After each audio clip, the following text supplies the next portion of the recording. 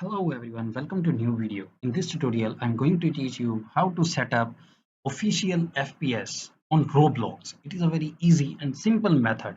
So let's get started.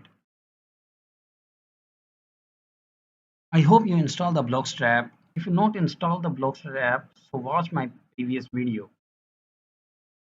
Go to program and click the BloxStrap. Click the fast flag editor, add new.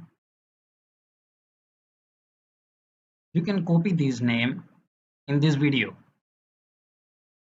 True. And then click OK and install. After the installations, you see you got the new official FPS on Roblox. I hope this video is helpful to you. Please subscribe my channel and like my video.